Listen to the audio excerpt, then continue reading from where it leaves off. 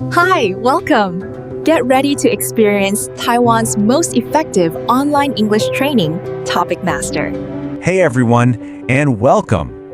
Today, we're going to dive into some really interesting questions about school, life skills, and, the future. This is an awesome way to practice your English, so let's get our brains warmed up and explore these ideas together. Okay, so here's our game plan. We've got 5 main areas we're going to cover, and each one has a couple of questions designed to really get you thinking. First up, we're going to kick things off with Section 1, Let's Talk About You. This is all about your own personal goals and what you're hoping for. So our very first question is a personal one. Just take a second and really think about it.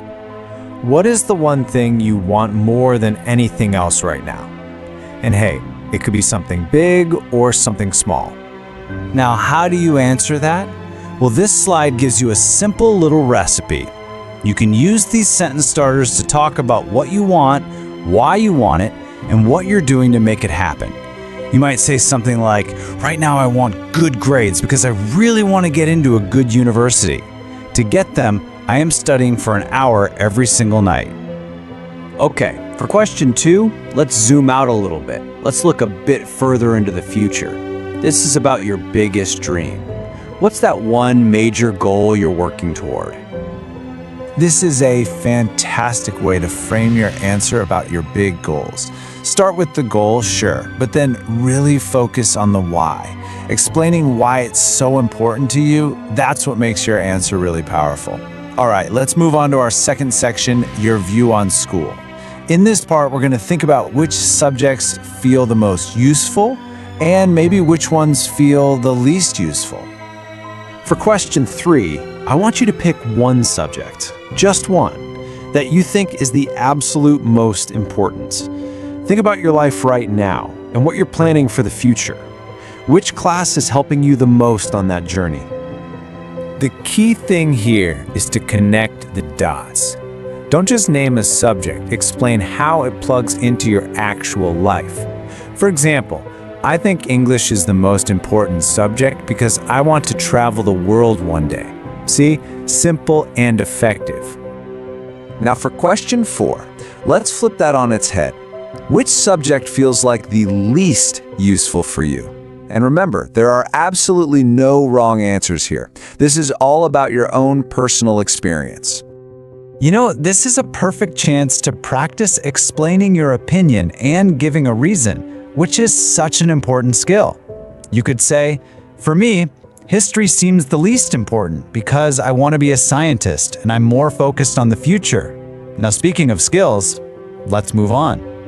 Our third section shifts gears a bit from academic subjects to learning real-world skills.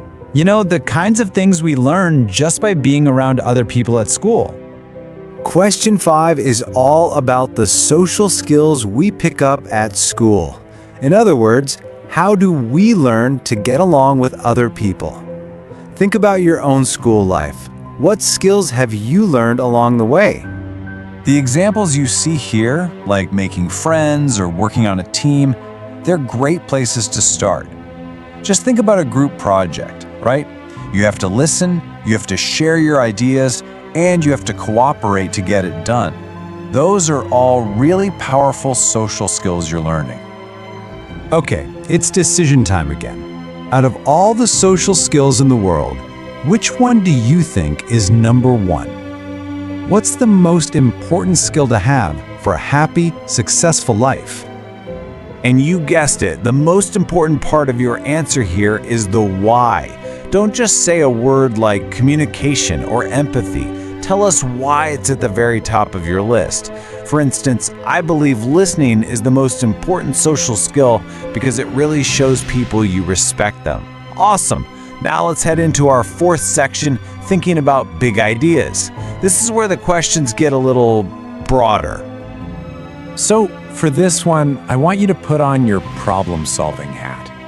If you were in charge of the entire education system, what's one big thing you would change to make things better? Seriously, there is no single right answer here, so this is your chance to be creative. You could say something like, I think one problem is there's too much focus on tests. If I were a leader, I would create more project-based classes to help students be more creative. Okay, let's look at a pretty famous English saying. It basically means that if you only work and you never ever have any fun, you become, well, kind of boring and uninteresting. That's what dull means, not very exciting. So, question 8 flips that whole idea on its head. What happens if someone only plays and never does any work? What kind of person do they turn into? Your job is to fill in that blank with a word that you think fits best. Yeah, so this slide makes the comparison super clear, right? On the left, you've got the original saying, and on the right, it's your turn.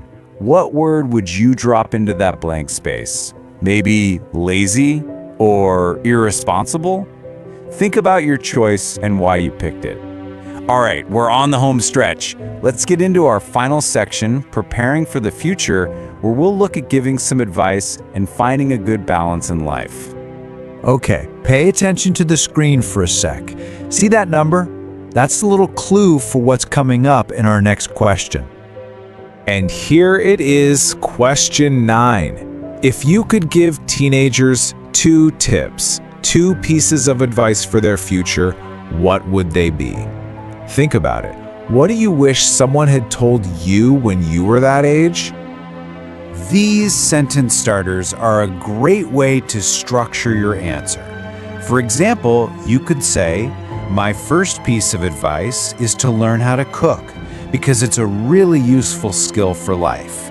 My second piece of advice is to read every day because it totally opens up your mind. And for our very last question, man, this is a big one. How do we find that perfect balance between enjoying our life right now while also getting ready for the future?